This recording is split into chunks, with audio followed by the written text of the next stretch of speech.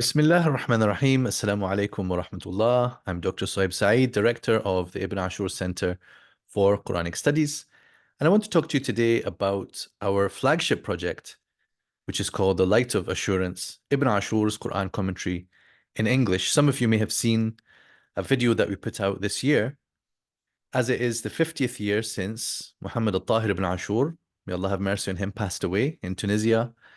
And we have a range of things that we want to do based on his magnificent commentary, tafsir al-Tahrir wa tanwir. So if I get out the way, this is the link where you can find information about the project, which I'm also sharing with you with some preview today, inshallah, from the tafsir of Surah Al-Fatihah. And integral to what we're doing is the production of a new Quran translation, which I call the assured translation. Now, obviously, those who know me know that I like some wordplay and puns.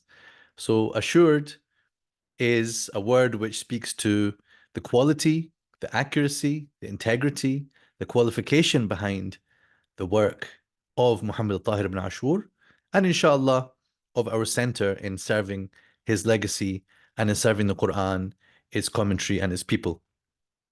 And the assured translation is a translation of the Quran based firmly upon the commentary, the explanation, the insights, and the understanding of this particular great scholar. So I'm going to say a few things about myself, which obviously can come across in different ways and might be seen as boasting or arrogance, and I hope that it is not that.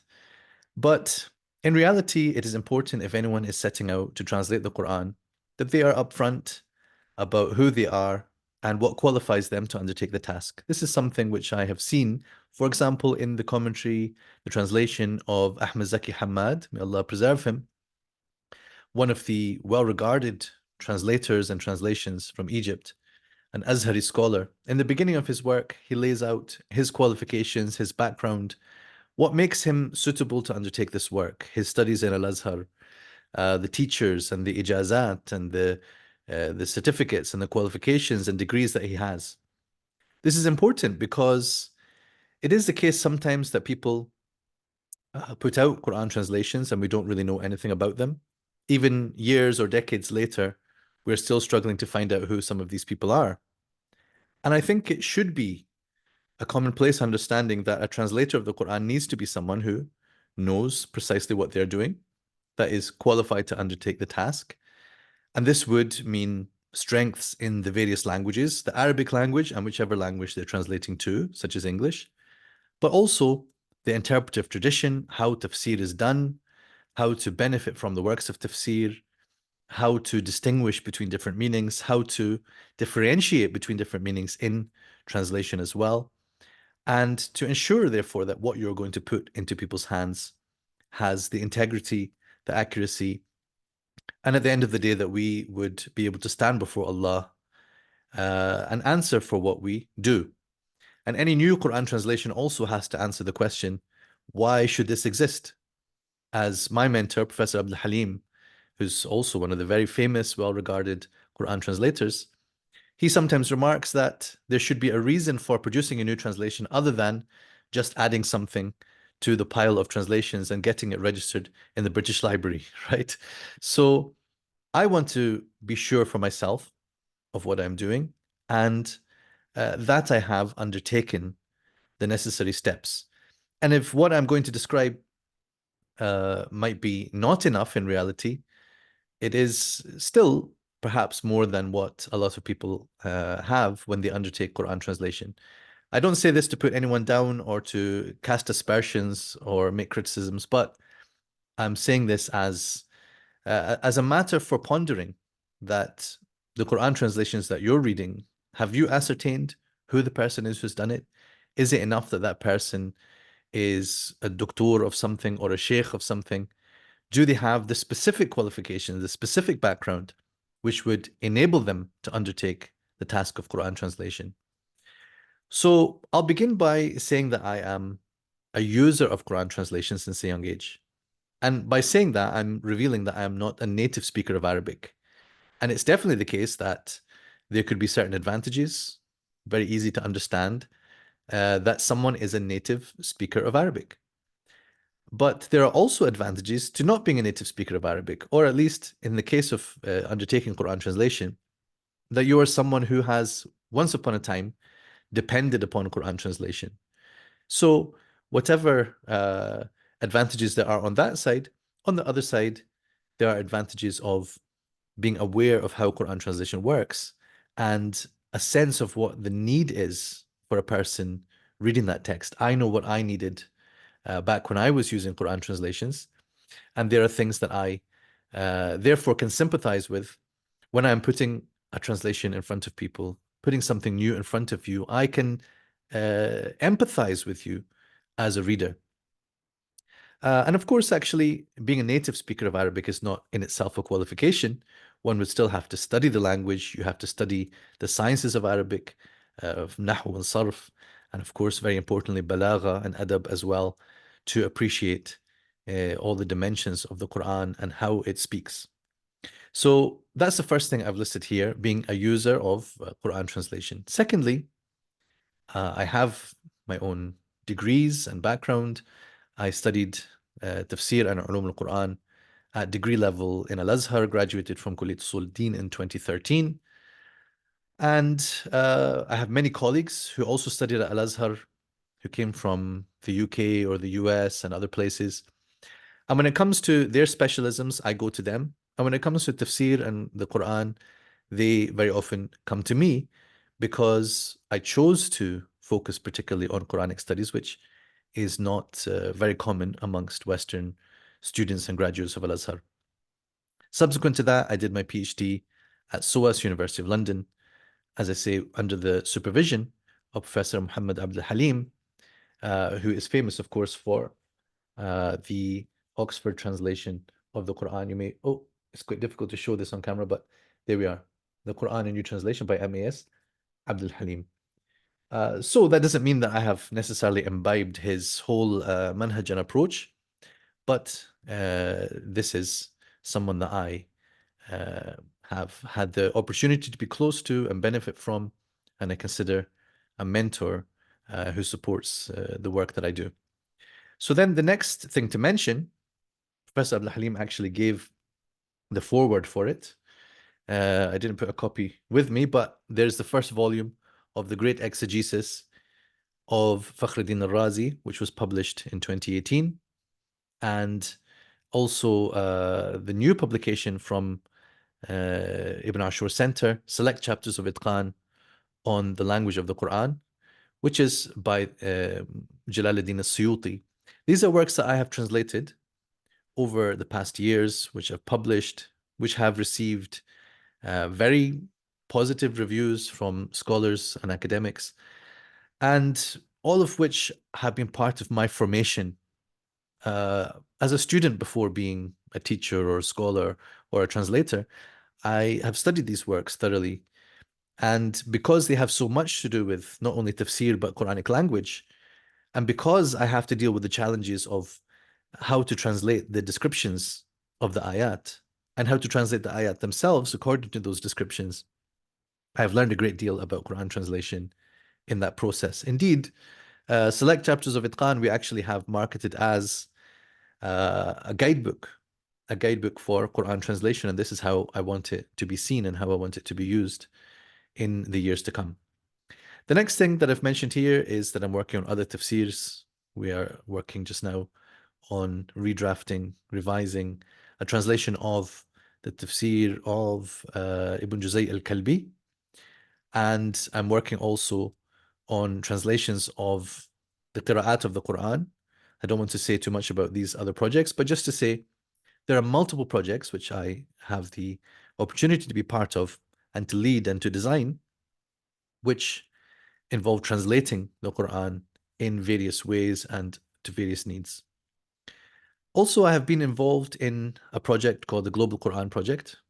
This is based out of the University of Freiburg in Germany. And I was a postdoctoral researcher there for a year and a half. And in that time, I have been analyzing different translations, especially in English, which have different features, and observing the various things that go into the thought process on producing a Quran translation, some of the things that translators wrestle with, the challenges that they try to meet, what goes right, what goes wrong.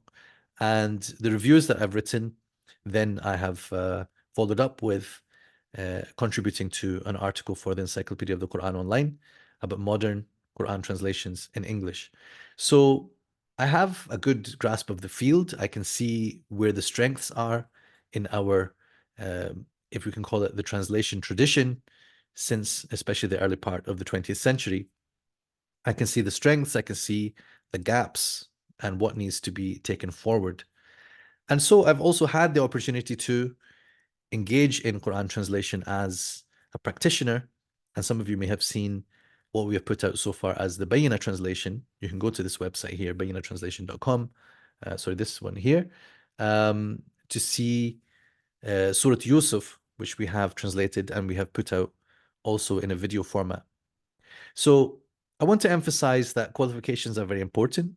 Of course, it is never going to be truly enough to meet all the duty that the Quran has upon us, the rights that the Quran has upon us. But this is my background. I put it before you.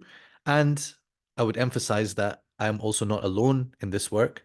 Part of what makes us able to undertake this work is that we bring on people with various specializations, with their own qualifications and background, some of them more specialized than me in issues of lexicon and language, some of them more specialized than me in areas adjacent to tafsir, including the sciences of hadith, sciences of fiqh, sciences of aqidah, and all sorts of things, which, of course, I had to have studied as well, but where we need to have this sense of completing one another and cooperating for the sake of Allah.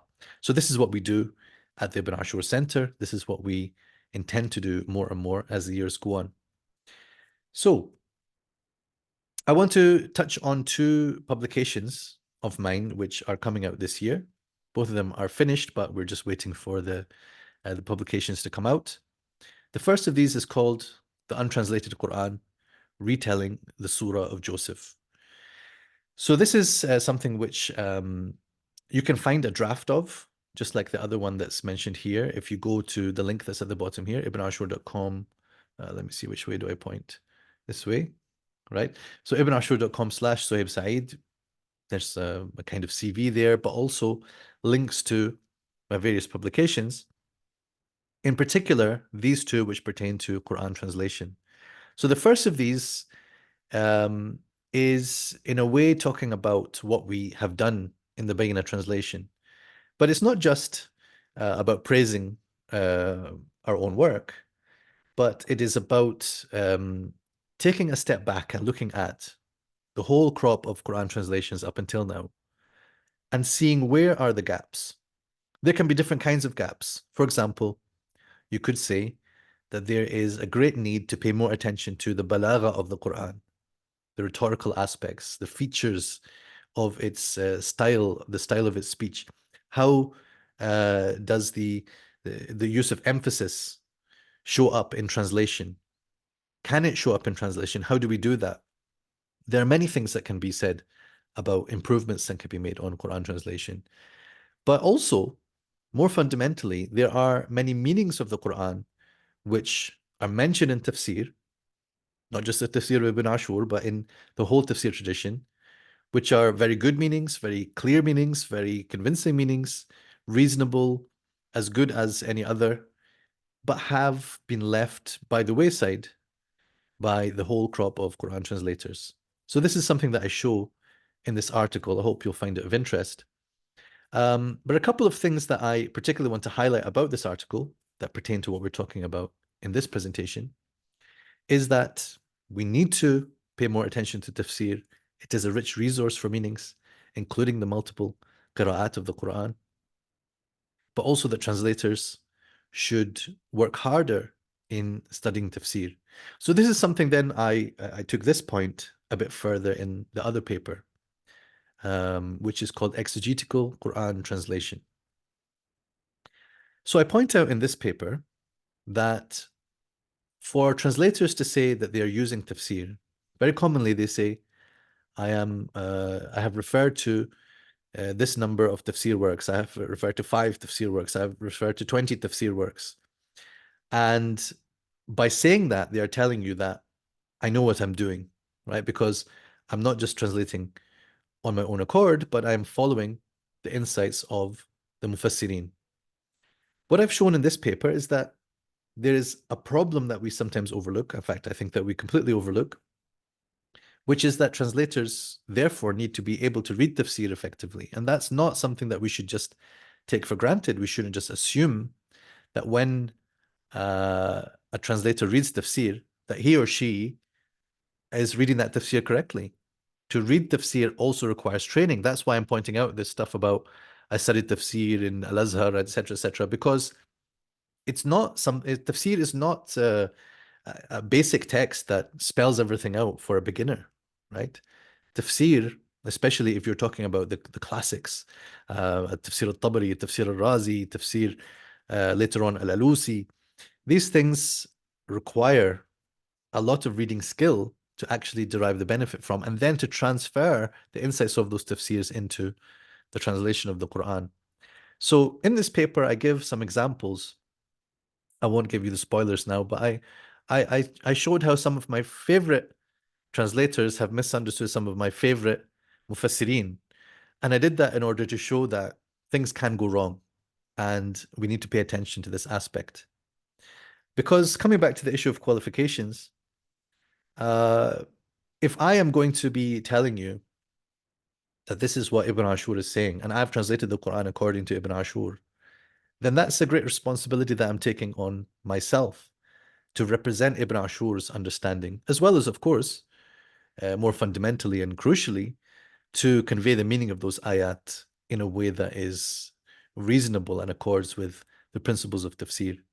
So I become the weakest link, right? So, they say that uh, a chain that's a chain is only as strong as its weakest link. So if I say this is a Quran translation based on Ibn Ashur, those of you who know Ibn Ashur will say, wow, Ibn Ashur, that must be a fantastic translation. But you should ask a further question. Who's the person who's translating Ibn Ashur for us? Who's translating his insights in a way that we can understand? And is that person qualified to do that? That's very, very important, because what's the point in saying it's from Ibn Ashur if the person translating it then is messing it up, is misunderstanding, is missing the point? And this is a question that you should ask about all the translations of tafsir and all sorts of things that you encounter out there. I don't want to go into some bitter truths here, but there are many things out there in the market that the author, the original author, the classical mufassir or scholar in general, is an amazing mind and authoritative source, but the person translating has messed it up, and therefore you don't have access in reality to that great mind in a way that is, it's not been securely delivered to you, right? So qualifications are extremely important because a chain is only as strong as its weakest link.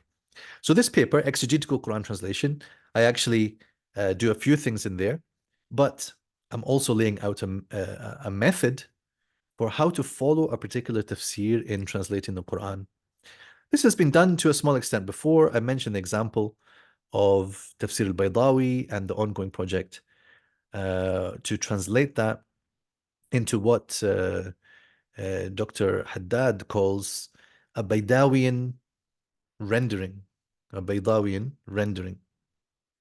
So I raised the question of what does it mean to translate the Quran according to a Mufassir? How would that be done? And towards the end of the paper, then, I lay out something about this project and what we're undertaking for the tafsir of Ibn Ashur. So, of course, you may still have this question of why Ibn Ashur? Why Ibn Ashur? So, if you've seen the video that we have produced on this, you might have some of the answer. If not, then go onto our YouTube channel, or you're already there, and go to the Imam Ibn Ashur Life and Legacy 50 Years. And here you can find out who he was, his significance, the respect that he enjoys across the world. So here are the main reasons why we're using it as the basis for this project. Not because we are bound to follow one scholar, not because his is the only opinion that is worth considering, but because he gives us, um, scholarship of the 20th century that is universally respected and regarded. So his tafsir is more in depth than most when it comes to the analysis of Quranic language. Therefore, it is a much richer resource for a translator than many other things. And in the paper that I mentioned to you, Exegetical Quran Translation, I particularly point out how it makes no sense to base Quran translation on these paraphrastic commentaries, as I call it. In other words, al-Mukhtasar, al-Muyassar, al-Muntakhab, these very brief commentaries do not serve the purpose of guiding a Quran translator to know what to do. Whereas something that Ibn Ashur does indeed provide that guidance. However, it is very expansive and extensive, so it takes a lot of work to figure out how to use his text effectively. So I'll show you that in a moment, inshallah. The author lived in recent times, and that means using his commentary, especially beyond the linguistic stuff, um, makes our work more relevant than otherwise it might be. I say, while not of a modernist persuasion, that is to say, while he is modern, having died in 1973, um, his tafsir still, for the most part, has the characteristics of classical tafsir. And while he certainly is open to presenting new ideas and new interpretations, it is not so far out as things can be sometimes in the modern era. So the hope is that by putting out a version of the tafsir of Ibn Ashur, we are able to reach people with something authoritative, with something convincing, with something trustworthy, and something which already enjoys that trust. As the people of different schools of thought, um, in different countries, they know about Ibn Ashur, and therefore, I hope that he becomes a household name. Amongst scholars, amongst students of knowledge, he's very well known, but we, inshallah, would make his work something that can reach every home, can benefit every person. And so this would be a service to his legacy, which we find ourselves honored to undertake as the Ibn Ashur Center for Quranic Studies. So just briefly, I want to show you an image of Ibn Ashur's tafsir of the Fatiha. This is some 26,000 words.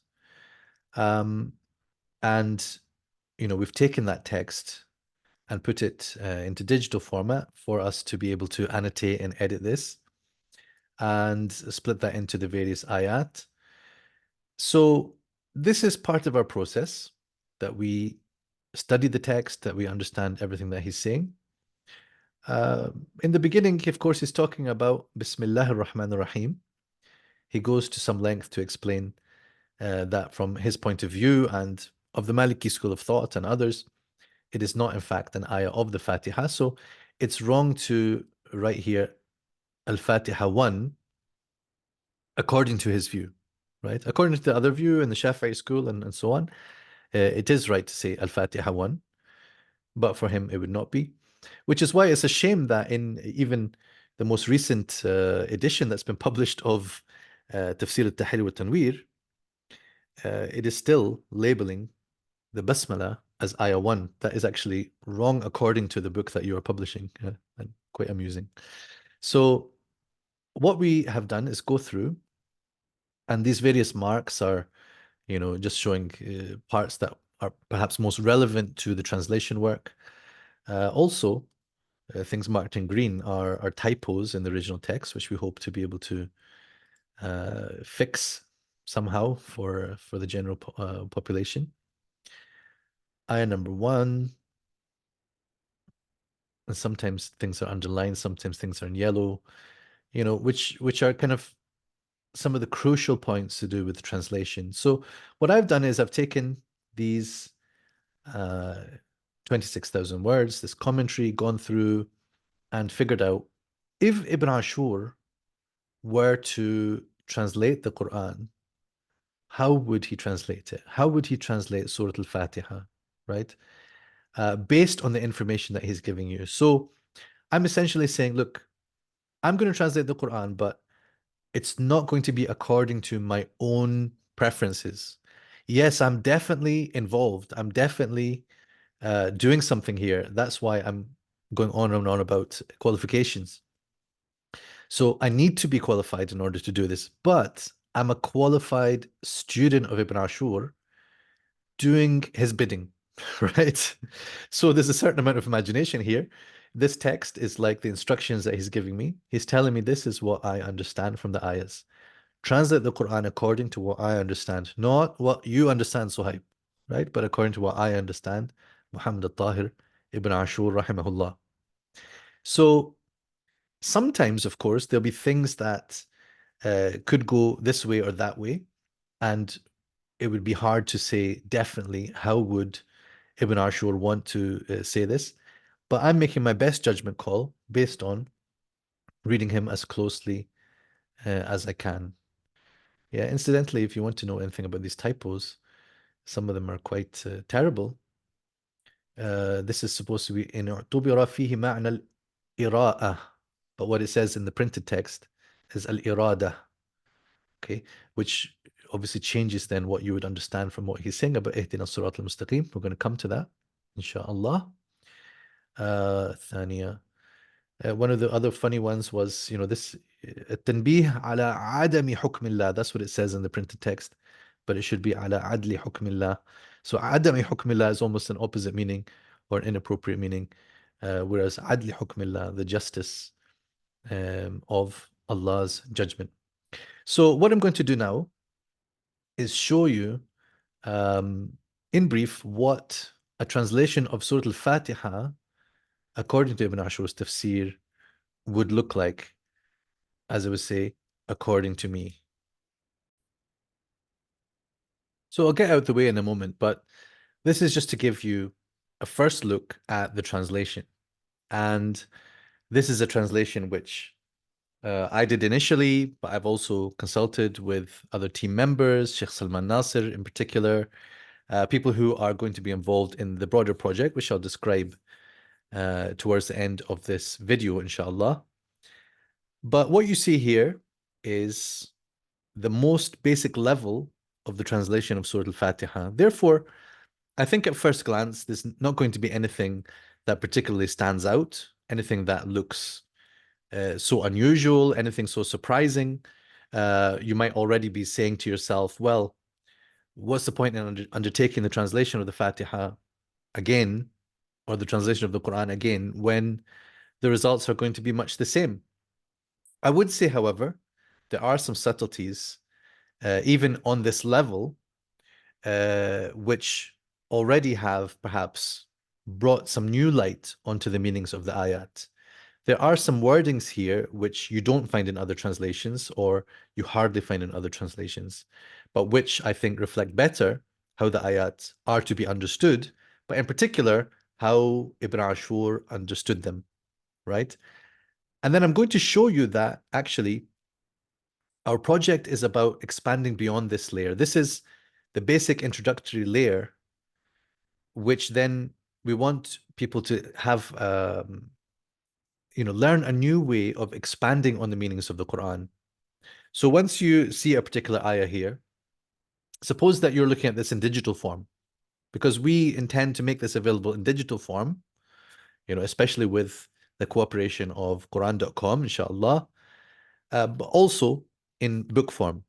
In digital form, it's perhaps more intuitive that you might go here and you click on a certain ayah, and then you see an expanded version of the translation, right? So I'm going to show you some examples of that. Here you're noticing that in this translation, there are no brackets. There's nothing inserted here between brackets. I actually think that inserting things is a hugely useful aspect of translation, right? But what that can do sometimes is distract you from what is more directly stated by the ayat. So that's why we've introduced the two-layer approach. First, you get to see what it's like without any insertions. Then you see the insertions. And the insertions are all things that are understood from the ayah. Not things that we want to impose on it, but things that are part of how we understand it according to tafsir. And everything that you're going to see that's inserted is inserted because of something that Ibn Ashur said. So I can't emphasize this enough. The constraints of this project, the parameters of this project, are based around the perspective and the opinion of Ibn Ashur. That doesn't mean that he actually saw this and we have his direct endorsement, but it means that we are trying to do everything in a way that he would accept. And I'll share some interesting examples of that as we go along. So let's read through without the uh, without the additional layers to start with. With the name of God, the compassionate, the merciful. Praise belongs to God, the sustainer of all worlds, the compassionate and merciful, the King of the day of recompense. It is you we worship, and from you we seek help. Show us the straight path, the path of those on whom you bestowed grace, unlike those who received anger or those who lost their way. So I hope it is quite readable, quite pleasant, quite straightforward, quite clear, because these are all things that we want for any Quran translation. You don't want it to be obscure and difficult. There are some things which you might notice feel different from what you've seen before. So saying with the name of God, for example. And this unlike at the end, unlike those who received anger. I'll try to explain this as we reach these parts. So let me show you, before we get into anything about footnotes and further linguistic explanations, I want to show you how this layered approach works that I've described. So here, with the name of God, the compassionate and merciful, expands like this. I recite with the blessings of the name of God, the one who is abundantly compassionate in his own right and generously merciful to the creation. Now, I would argue that this expanded translation is quite like a translation of the ayah by itself. It's not expansive tafsir. It's not, much elaboration. It's not much deviation from what is being said by the ayah. So it's a kind of thing that you could put in between brackets. But if you put all that in between brackets, it would become very brackety and very crowded and unpleasant to read. So that's why by providing both these versions, we allow you to see what is most integral to the wording of the ayah and then what is understood between these words. How do the words gel together? How is there a cohesive understanding? Because the with by itself, with the name of God, what does that connect to? It sounds disconnected. So by providing, I recite with the name of God, even then, I recite with the blessings of the name of God. This helps to understand and clarify. And there'll be a footnote, which I show you later, which clarifies further what is meant by taking the name of God, invoking the name of God. The one who is abundantly compassionate in his own right and generously merciful to the creation. This helps to solve this big problem that we all face as Quran translators. What do you do with the names Ar-Rahman, Ar-Rahim? They are so similar in Arabic because they both come from the root Rahima. But how do you reflect that in English? How do we, in the first place, understand the relationship and the distinction between these two names? So here, following Ibn Ashur's direction, I'm taking the compassionate as being something integral to Allah's attributes, and the Rahim, so Rahman and Rahim, Rahim being the one that is more about the generosity and the mercy that is delivered to the creation, right? So they go hand in hand in terms of meaning, but one is more about the integral attribute and one is more about the action and the relationship. So I've chosen the word compassionate and the word merciful. That's not unusual. They're very commonly chosen, but I'm thinking about which word best represents this integral meaning and which word best represents this relational meaning. And this is what it seemed to me. Praise belongs to God, the sustainer of all worlds. Let's expand on that. Praise belongs wholly and permanently to God, the nurturing sustainer of all worlds of being. So all these additional things just help you to understand what is intended by these words.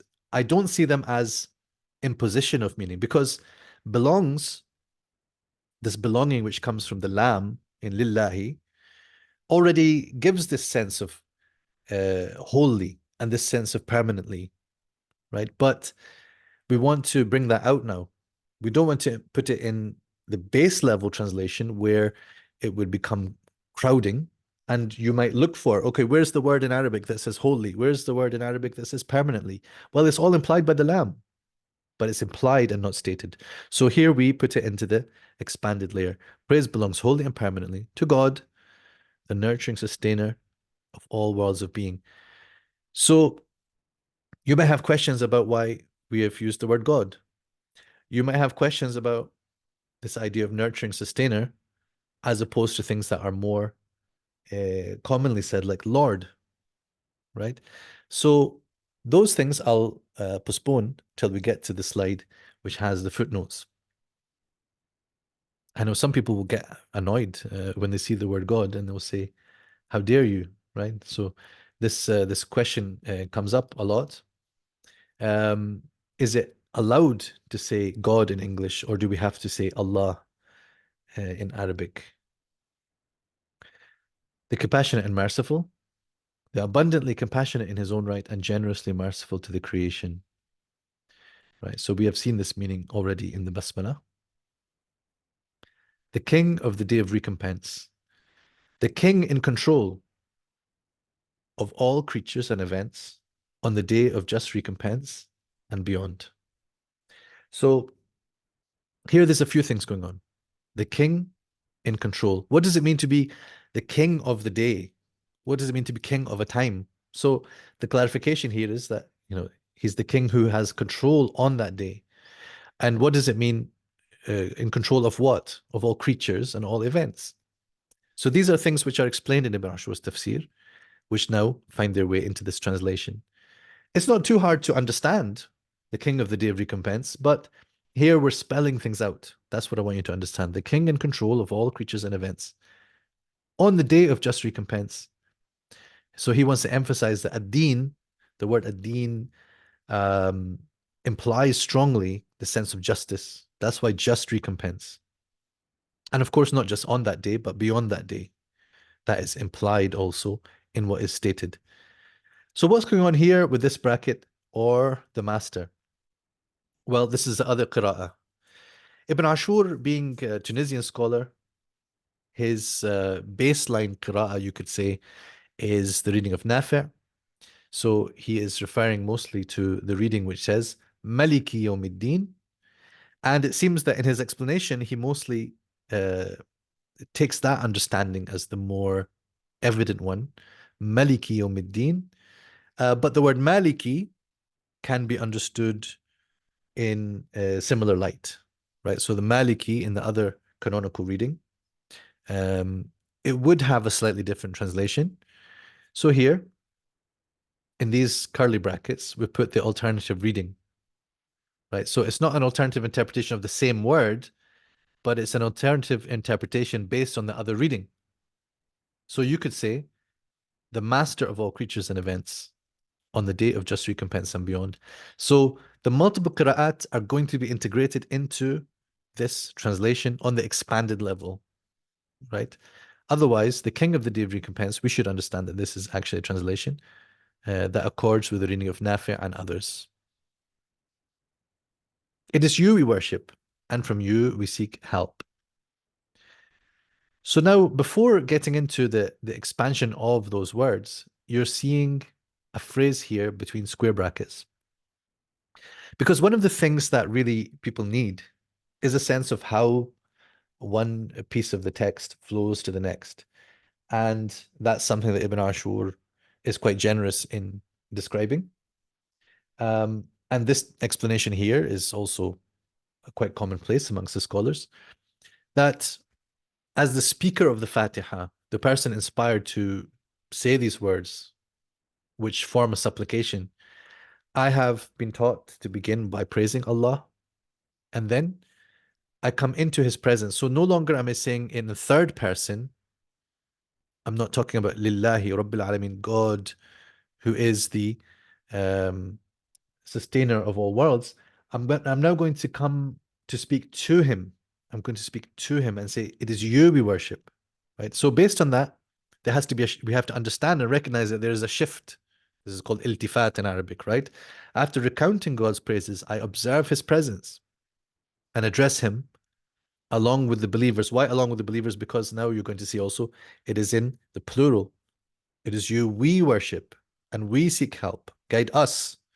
So there's also uh, a sense of, what is the basis of saying we? Because I'm addressing God along with the believers. So that's all to help you answer some questions without going into those specific questions. It just summarizes the answer that you need to understand how this follows on from what was said before. So it is only you we worship. That's implied already in the way that we've written, it is you we worship. But then just to make it more explicit and to spell things out, as I said, it is only you we worship. And from you alone, we seek help to be guided and righteous. Um, Ibn Ashur points out that there's two types of qasr here. One is an absolute restriction that is only, absolutely only you that we worship.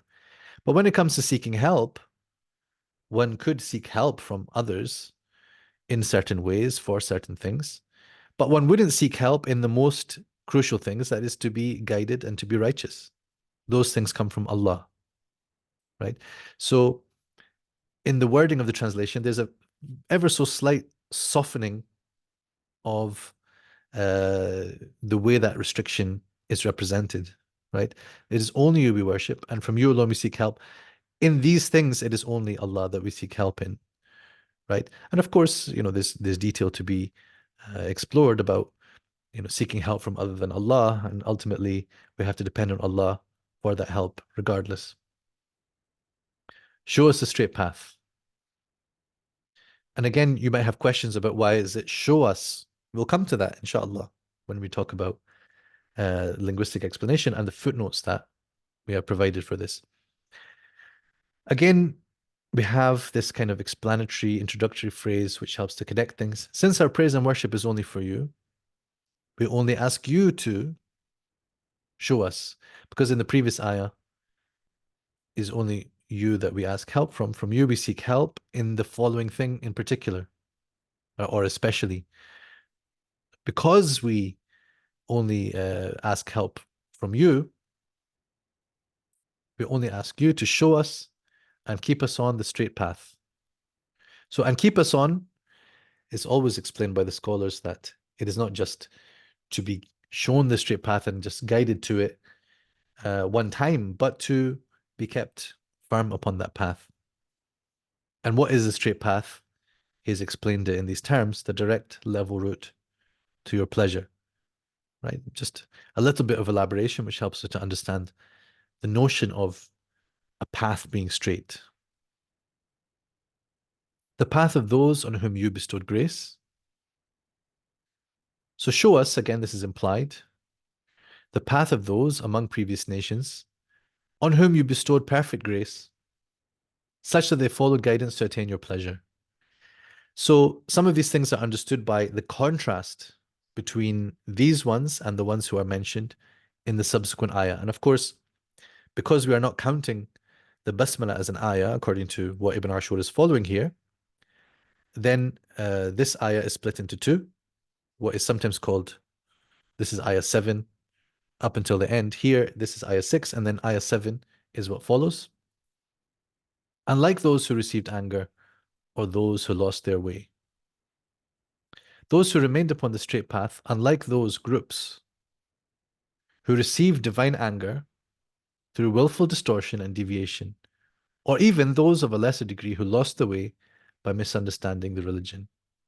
Now, I don't want to go into a full exegesis of this, of the translation and why every part is worded as it is.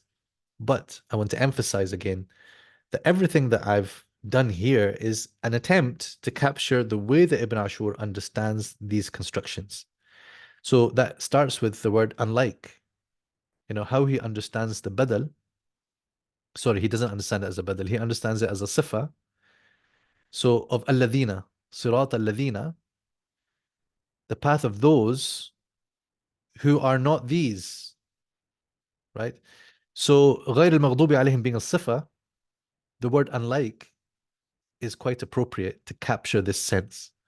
And many, many translations exist out there, which I would argue don't really observe the grammar of the ayah correctly. They get to the general meaning, the translations that say basically not the path of those who do this or this, right? So let's leave that detailed discussion aside for now. Unlike those groups who receive divine anger, this is just spelling out what is understood from the ayah. Al-Maghdub alayhim, the passive participle, those who are recipients or objects of anger, or those who lost their way. We have this tricky thing that both of these are ism, they don't have a past tense, which I've had to choose something to say in the translation, received and lost their way. But this would be, again, according to how it is understood, especially that there are specific groups that are identified as being this first group, al-Maghdub alayhim, or being ad-Dallin. But again, there's some detail about that we'll see in the footnote. So I hope you're ready to delve a little bit deeper. Here I've just pasted at the top the same expanded translation of each of the ayat, including the basmalah. So I recite with the blessings of the name of God. Invoking God's name is to declare one's allegiance to him alone, seeking the blessings of his name. And as an editorial note, because obviously Ibn Ashur can't be commenting on the translation as such, just to clarify this part here, invoking God's name is to declare one's allegiance. This is me summarizing what Ibn Ashur is saying. So they are my words, but they are not my thoughts. They are Ibn Ashur's thoughts. I'm summarizing his perspective on it. So in a way, you can understand this as being from Ibn Ashur in this indirect way. And then when it says editor, this is definitely from me because Ibn Ashur is not going to comment on the translations. But when people say in the name of God, that is fine as well. Now, about the name God, I know some of you are upset with me already. Some of you might not even have continued the video to this point because you were so angry that we used the word God. Now, interestingly, the argument that is often given for not using the word God is that the word God is a generic word and the name Allah is a special name. And therefore, we must retain the word Allah and carry it forward into English with these letters A-L-L-A-H, or however you want to spell it. And the word God can be made plural, it can be made feminine, all these things can happen to the word God. But also those things can happen to the word ilah. And if you look at the description that Ibn Ashur gives, and he's far from alone in this, he understands that the name Allah comes from the word ilah, which is a god or an object of worship. But then he describes in a bit of detail how al-ilah becomes Allah, with the dropping of the hamza and the merging of the lams and even the velarization, the heaviness, the tafkhim of the lam. So the name Allah is formed in a special way from the word ilah, from the generic word ilah, a god. As we know, we have a plural for ilah, aliha, and things like this. So what I've argued here is that in English, the proper noun God is the closest equivalent, and the capital letter G, capital G, changes it from being just a God to being the God, in much the same way as what we've described about the al in Allah. And I said, of course, one may also prefer to use the name Allah in English. That's fine. But I think that if I were to translate it as God, Imam Ibn Ashur would be happy with this decision. And if he queried it and said to me, Ya Suhaib, what have you done here? I will say, Sayyidi, you have explained it in this way. And based on that, capital G God corresponds to what you're saying as the the al in al-ilah, which then becomes the al part of Allah, where it's no longer the definite article, but it originates in that. So I think this is a very good argument, and I know that the comment section will come alight because of it, right?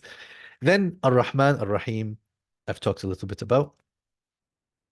Praise belongs wholly and permanently to God. The word hamd, we've got a note here about some of the aspects of the word hamd. The nominal sentence here declares the fact of God's praiseworthiness. So we're understanding this as a khabar, not insha, but it implies the insha meaning. That is to say, by stating that praise belongs to God, by saying that, then I am also praising Him. The word Rabb, right? Many people will say this should be translated in such and such way, Lord or Master, and some people will say it should just be kept as Rabb because there's no translation. And I'm not sympathetic to the view that we should just carry Arabic words over and not attempt to translate them because, well, that's a bit of a cop-out, to put it politely. Ibn Ashur here actually has an interesting point. He says the word Rabb in the Quran is used in different ways. And therefore, when it comes to translating them in different ayat, we may use different translations. But here he says the specific thing that is intended is that he cares and controls, directs and plans, and guides all things to their physical and spiritual completion. There, I've summarized a number of things that he said. Based on that, we have nurturing sustainer. If we have to bring it down to one word for the essential translation, the unexpanded one, then sustainer takes us most of the way in getting these senses. But without the word nurturing, we're losing some of what he is talking about here. So I want you to appreciate the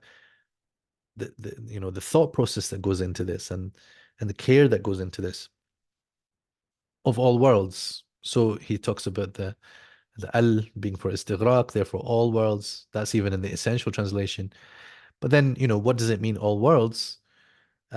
He sees it as a category of creation, including sentient beings, all sorts of different creations, right? So not planets, not all planets, something like this, but all worlds.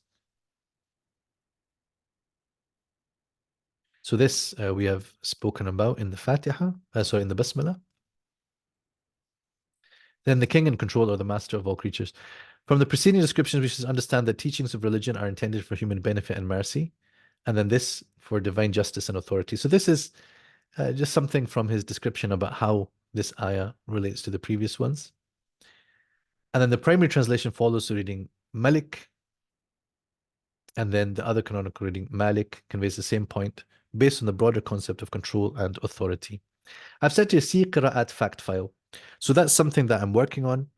One of my students, Basil Farouk, is working with me on producing something which can be a digital resource through Quran.com, but also in some form, it will be available in print. So we can incorporate it into the same volume that has this Quran translation. Now, it is only you we worship, and from you alone we seek help. While worship is completely exclusive to God, it may be said one may seek help from fellow humans. So this is a bit of explanation about this. And the plural we is for solidarity as a nation of believers. And then show us and keep us on the straight path. So why show us? This comes down to another linguistic description, as something that I had briefly even read out to you because I had a typo about al-ira'a wal-bayan, right?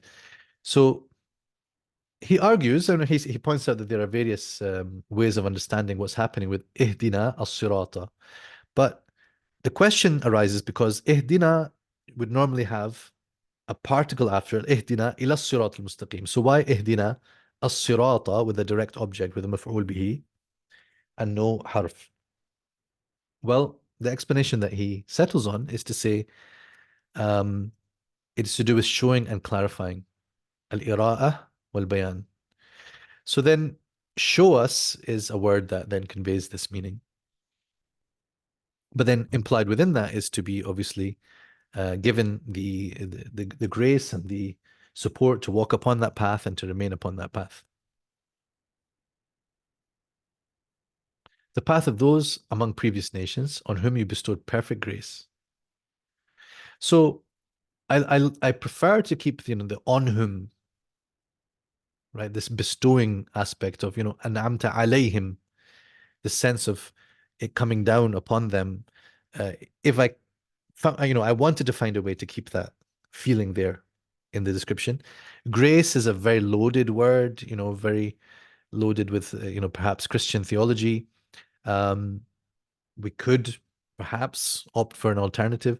We are not necessarily, finished with this. Once we are working on the whole translation, we can come back and revise things based on feedback we receive from this video. We might also reconsider certain things. But here, ni'mah is given as grace because the sense of the ayah overall is that those who were successful, right? So they received the guidance, but not only the guidance, they were supported and they followed through with what they were supposed to do. In contrast with who? Unlike those who received divine anger through willful distortion and deviation. So the first group, and this is very common explanation, why did they receive anger? Because they willfully changed things. But then there are also those, and Ibn Ashur says of a lesser degree, they're less blameworthy than the first group. So that's why I've got even. So unlike those really, really terrible groups, or even don't make us like those who were slightly less terrible. Why?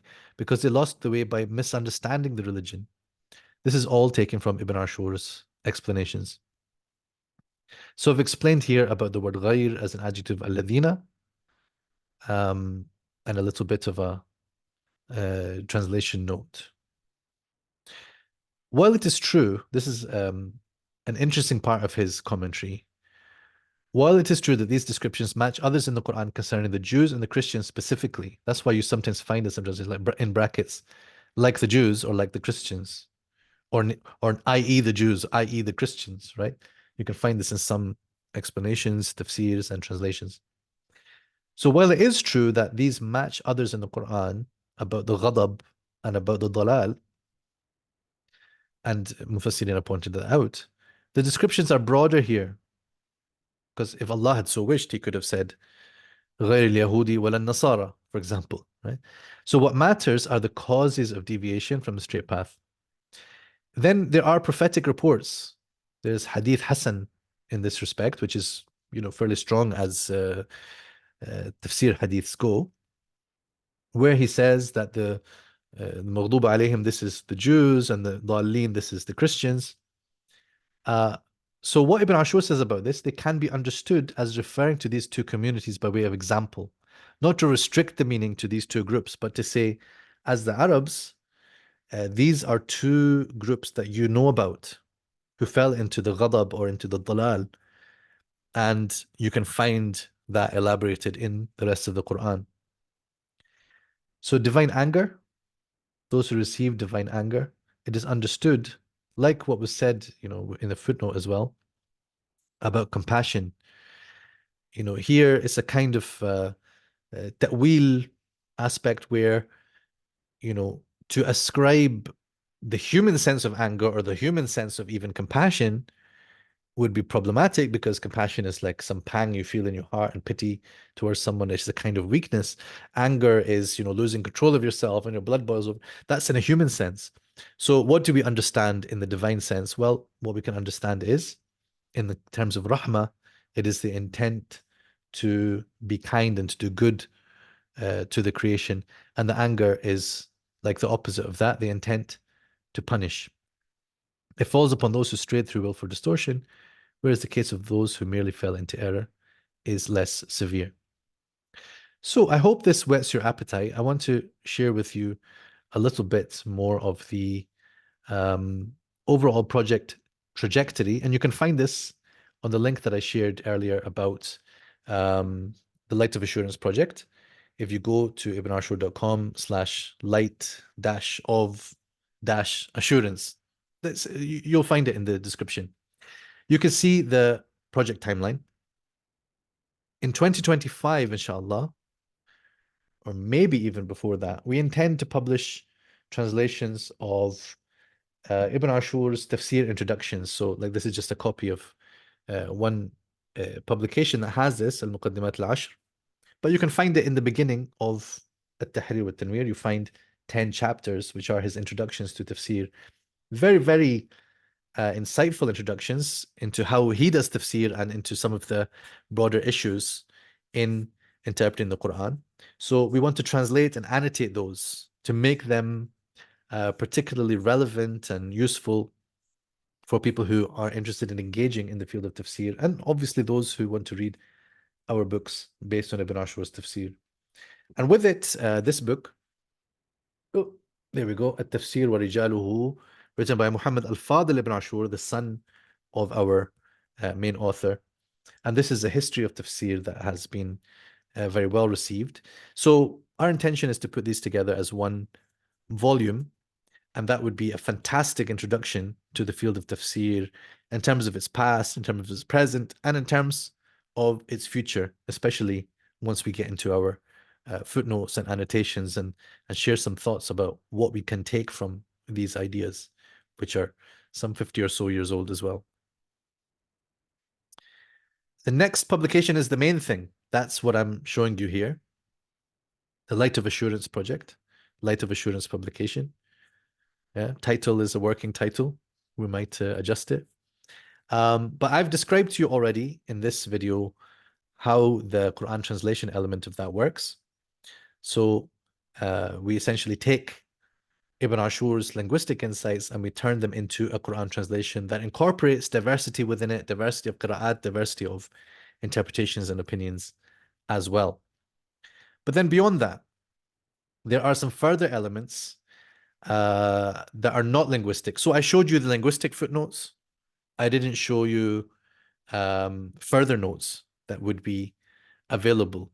So looking at the whole of the tafsir of Muhammad al-Tahir ibn Ashur, there are many things in there where he's describing things to do with tafsir that are not to do with language, but to do with meanings, to do with references, to do with implications and rulings. And those we want to also condense, summarize his answers, put them together with the questions that they are answering, and make that much more accessible in book form and also in digital form.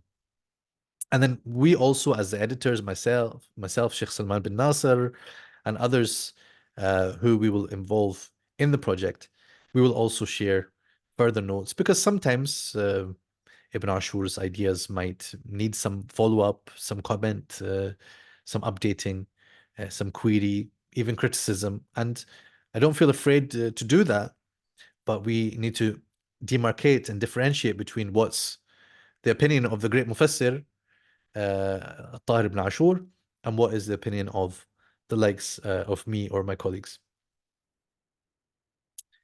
And there will, inshallah, be a companion volume, which is the Dictionary of Quranic Words and Expressions. So in order to complete this big translation that we're doing, we need to work on a lexicon of, based on the existing dictionaries of the Arabic language and of Quranic usage in particular, but especially based upon Ibn Ashur's own linguistic explanations, because oftentimes he'll explain a particular word at various points in his tafsir. It might be at the first occurrence of that word, but sometimes he'll say other things at other places in the tafsir. So part of our work as a necessary step in producing a translation based on his tafsir is to organize that material according to the words and roots and to consolidate the different things that he says about the words into one coherent story. So once we've done that, it seems, well, why not make that shareable, make it available, make it useful for researchers, make it a way of expanding on what is in our main volume of the Light of Assurance. Because you might find things in the translation and you're wondering, I want to know more about this word. I want to know more about this Arabic word. And there are other resources you can look at, but why not look at what al-Tahir ibn Ashur has said? It will be a great addition to the Quranic library and to the Arabic language library, inshallah. So these are the things that I wanted to share with you. I want to thank our patrons. We have a Patreon page When you go to the Light of Assurance page on our website, you can also find a link to the Patreon if you would like to support. Many people have come on board and are supporting at various levels, various amounts with a monthly contribution. And this helps us to be able to run our project, to be able to undertake this. We will also need to draw upon some bigger funding sources, and we are in discussion with partners and funders about that. But if you'd like to be part of making this happen and inshallah get a wonderful reward in the hereafter, I don't doubt at all for contributing to Islamic knowledge and especially the knowledge of the Quran based on the master mufassir of the 20th century. So I want to thank our patrons and I want to make special mention of Muhammad, who is mentioned here at the bottom, because this is a brother who was very dear to me, a very beautiful, passionate, and thoughtful brother who is from the Netherlands. He was trying to do some amazing things for Quranic literacy, especially creating stories for children. And I want to do what I can to support his vision, to support his family, to finish what he has started. And amazingly, he became ill a few months ago, passed away quite suddenly. It was a very, very sad thing for everyone who knows him. And I remember that he had talked about, while he was still ill, he was talking about supporting this Patreon, uh, sponsorship. And just he was facing some difficulties in getting the credit card to link up or something like this. But he made a promise to support the project. And it was after he died by a few weeks that I saw his name pop up as someone who has joined the Patreon. And I'm sure that this is because his family wanted to follow through the wish that he had. So subhanallah, this is someone who is supporting us, even after his life. And I pray that Allah makes this a means to bring light in his grave, sweetness in his passage from here to the hereafter, and to raise his ranks in the gardens of paradise. Truly, this is easy upon Allah.